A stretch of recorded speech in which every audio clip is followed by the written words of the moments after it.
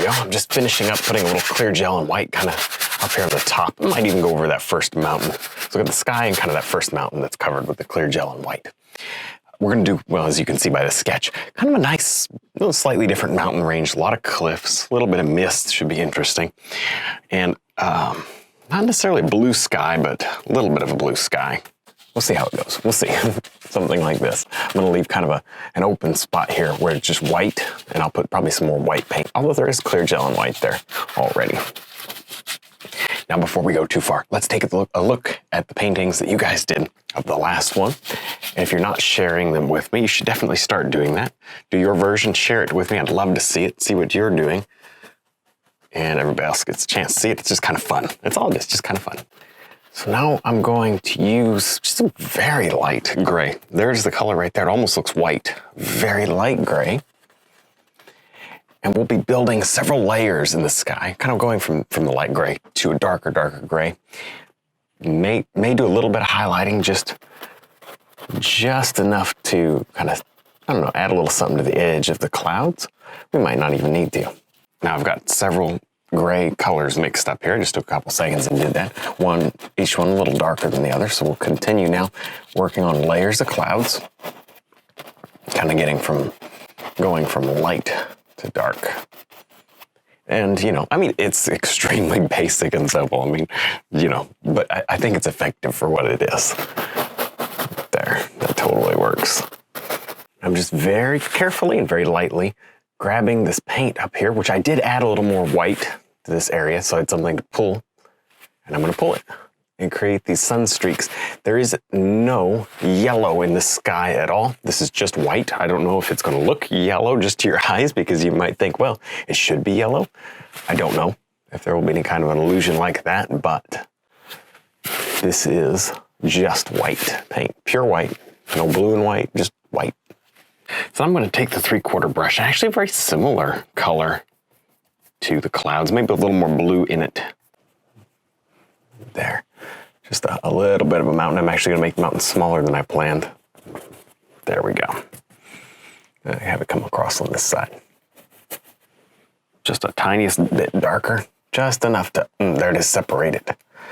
So you can see that it's there. No reason to have a mountain if you can't see it's there. I'm just gonna pull straight down here to create a little bit of water. It's very easy to make water this far away. You just pull right down and you're set to go. A little more blue, just because I see that blue in the mountain there. So you have it in the mountain. You'd probably want to have it in the reflection. Then let it kind of go to the white color here, just because that reflects so much of that beautiful sky, and then maybe give it a little blend so it's not quite so sharp. There you go. Very simple and basic. We're going to have our little tree line here. Let's do that also. I'm kind of just, at this point, working from back to front. Usually I'm not very good about that. Usually I'm kind of, you know this. Oh, let's paint a cloud. Now let's paint a foreground tree. Now let's paint a background. You know what I mean? I'm all over the place when it comes to doing it the right order. But today I'm going to be a little better, because I think it'll just be so much easier. A lot of the times I don't really think it's any easier to do it in the right order. So I'll bounce around, but not today. I'm gonna start with things furthest back and literally just work forward, at least for a little while. I may abandon that and go back to the traditional, just kind of bouncing around. But as long as everything gets blocked in, we should be okay. Just get some of these little trees just by tapping with the filbert brush. All right, I'm gonna underpaint this section of cliff. That's probably too warm of a color, actually. Well, I'd rather have more colors than not enough colors, so probably leave it. Let's just add, watch this. So here's what you do if you start working with a color that you don't like. Check this out.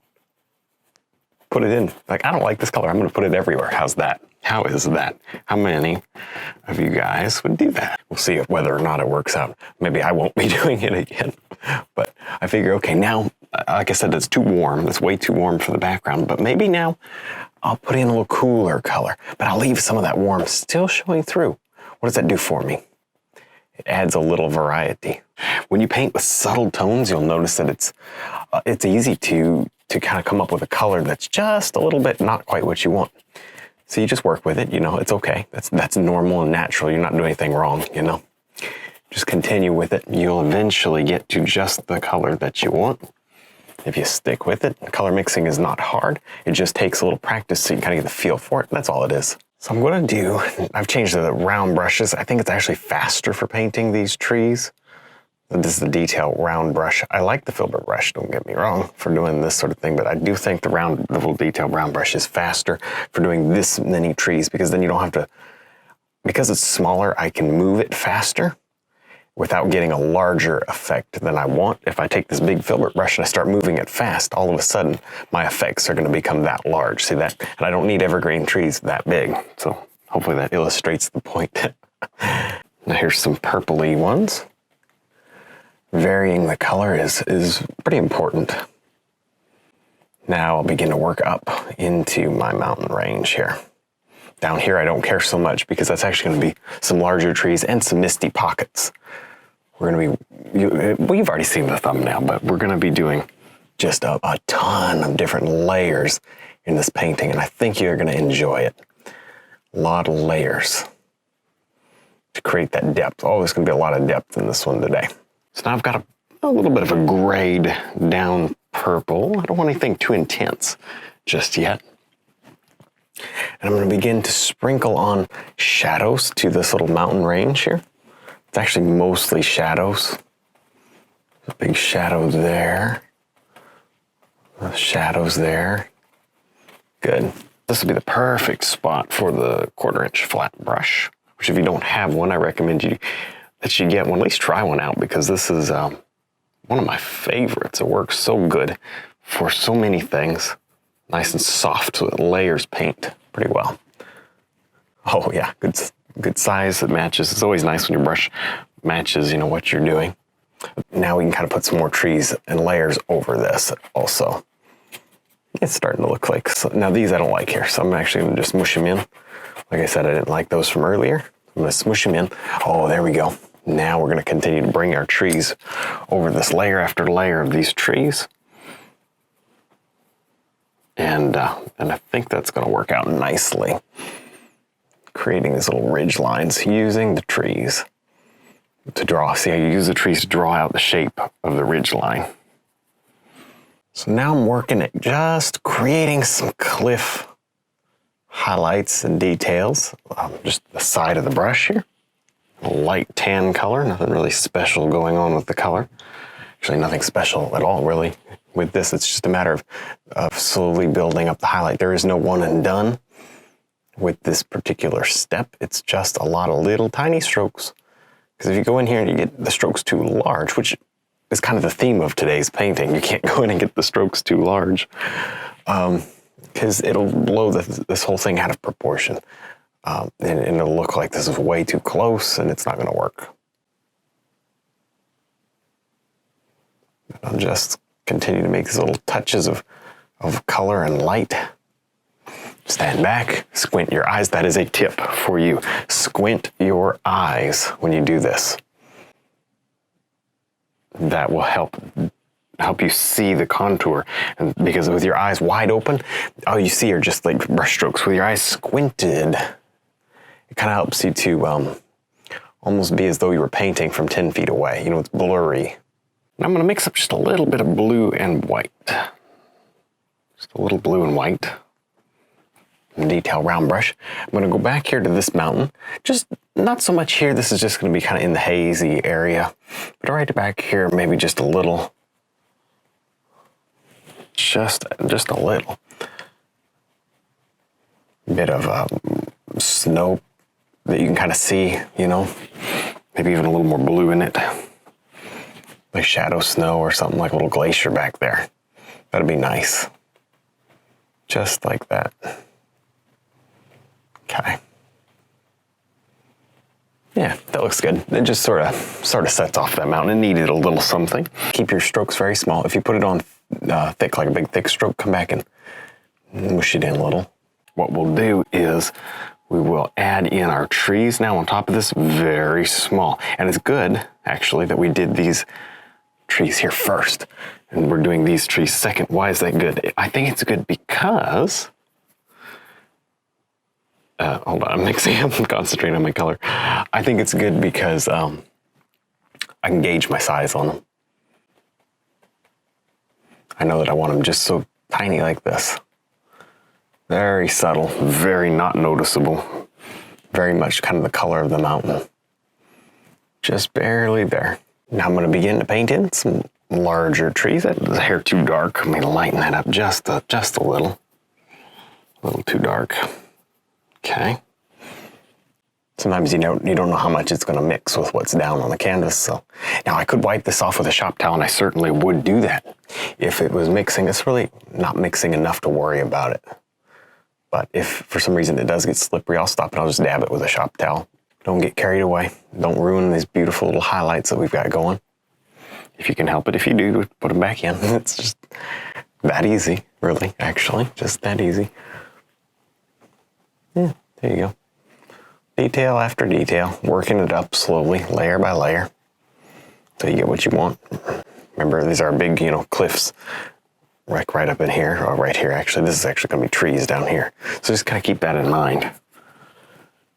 That helps. That's why you sketch. So now I've got a darker color. It's still got a decent little bit of green in it, even some yellow, and that yellow will actually brighten it up and begin to bring it forward, because I'm gonna do a few trees here that are a little larger in size. So let's just do that right now with a fan brush.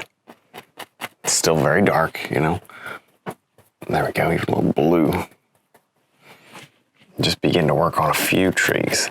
Now these trees, if you want to do a whole lot with them, you're probably going to have to do it with the detail brush. I'm just going to set the color down, using this brush, and I'll probably pull out, let me show you. I'll probably pull out my branches using the detail brush, just so that the effects kind of match with the rest of the painting. So I've been using a detail brush, and I don't know, it gives me a little more control, like that. Now I'm just gonna place in quickly here some darkest evergreens that I've reserved. This is my darkest color. There we go.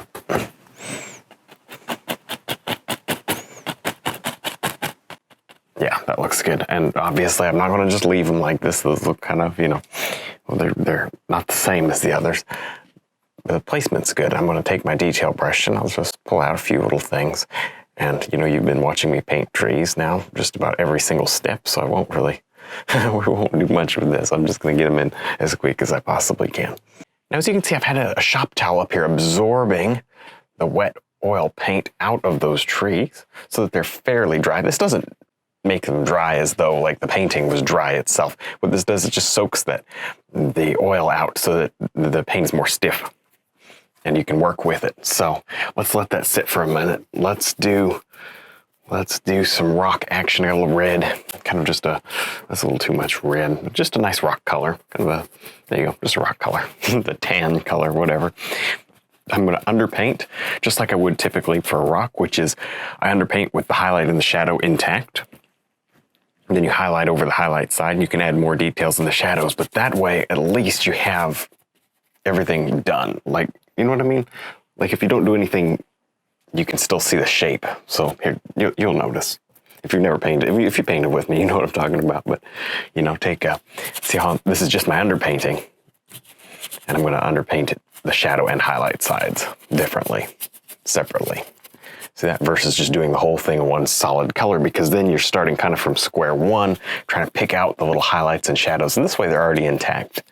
And all you have to do is just make them more noticeable, bring out the highlights and restate the shadows, and then you're good to go. How cool is that? All right.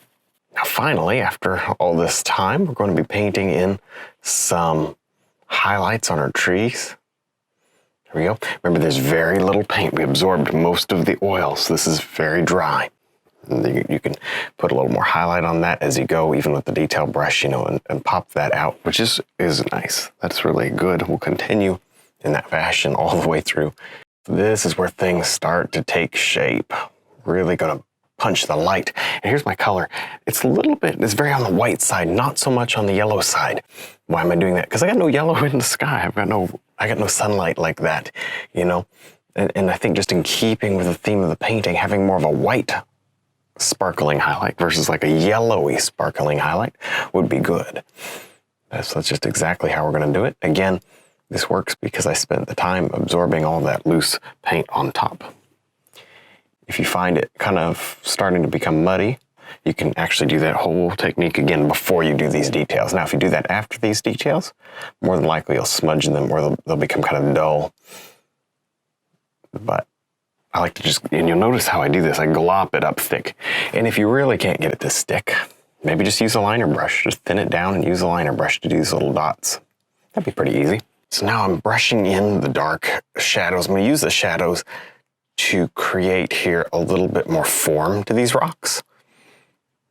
There, of course, we already know where the shadows are going because, you know, the underpainting was done in such a way that structured the rocks, so we kind of knew what was going on.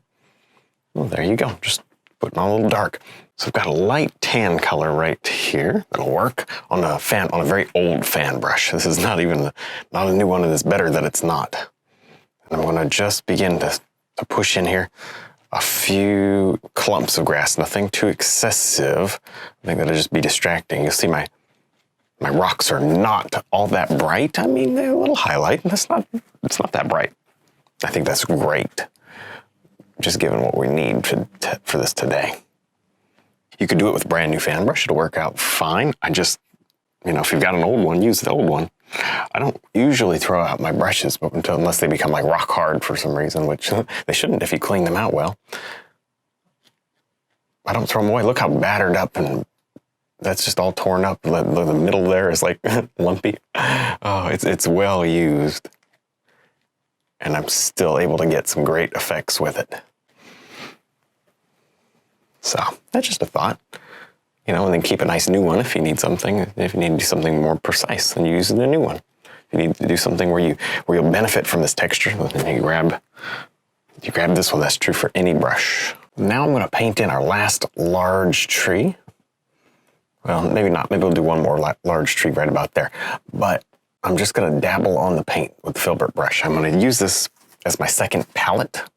And from here, I'm actually going to pull out my details. So all I'm doing is setting paint down. If I were to try to do the whole thing with a little detail brush, I'd be here for a lot longer. So now I'm working on making this tree backlit. And you'll see I put just some light color there. And now I've got kind of a mid-tone green, and I'm just going to bridge the gap. That's just as simple as bridging the gap. Okay. There you go. And it makes a backlit tree. We don't need to go overboard, just, you know, less is more. Probably should do a tree trunk in here, but that's sort of no big deal. I'm just going to add a couple of liner brush strokes up here, just here and there to create some trees and whatnot. I'm not going to go overboard. Don't really need too many, even on these trees. I don't think it's all that necessary to have a whole bunch. They're just mostly finished as it is. That's good. That's good. And right down here, you know, it wouldn't hurt to, over this kind of misty area, it wouldn't hurt to have a few branches and whatnot. Create that contrast, a little more contrast over that section. And over here, if you want to do a little bit of that, maybe it's not quite as noticeable, but I don't know, just pull in some grasses and bits and pieces, just details and textures. It just doesn't make any difference what it is, just so long as you get something in there. There. I like that. That makes a difference. You cannot make, well, you probably could, so I shouldn't say that, but you know what I mean. You know what I mean, within reason. You cannot make the foreground too busy, because it's just, you know, think about it. If you're standing very close to something, you're going to see every little stick, branch, bug, everything. So it doesn't really hurt in the very closest areas to put all this liner brush stuff. It doesn't usually ever look too busy. Obviously, use that, you know, reasonably. Well, that wraps it up for today. Hopefully you enjoyed seeing this. Don't forget to check out our website, DVDs, and brush line. Thanks for watching.